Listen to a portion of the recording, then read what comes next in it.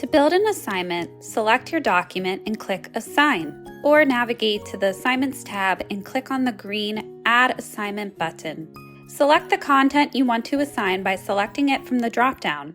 Then, you can choose whether to assign the entire document or a specific range. Depending on the type of document, you can assign by the page range, page numbers, or through the table of contents. If you would like to assign multiple documents for a specific assignment, you would want to click Add Another Part and then repeat the process. You can also select multiple documents from the library by clicking the white boxes to the left of the titles, then clicking on the blue Number Selected button, and then click Assign Selected Items Together. Now that you've selected the content, navigate to Options and fill out the following fields. Add a submission deadline, assignment name, and instructions for your students. These will be visible within the Assignment Information tab once you've created the assignment. Next, set a visibility date. This means the students will not be able to see the assignment until this date. By default, assignments are assigned to everyone, but here you can adjust that if needed. By default, students can also choose to make their comments anonymous. You can adjust the anonymous posting policy for this assignment here. Please note, instructors will always know the author of each post. If you select to make the assignment optional, this assignment will now not show up in the gradebook.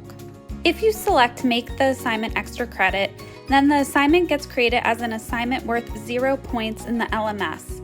For example, if a student earned 8 out of 10 points on a Perusall extra credit assignment, the score would show up as 8 out of 0 in the LMS. These assignments are excluded from the average score in the Perusall gradebook. Please note, extra credit assignments are only available for LTI 1.3 courses. The final step is to navigate to scoring. If this assignment doesn't necessarily fit the criteria of your overall course scoring settings, you have the option to customize the scoring for the specific assignment by selecting Specify Custom Scoring. Once all of this is completed, press OK to save.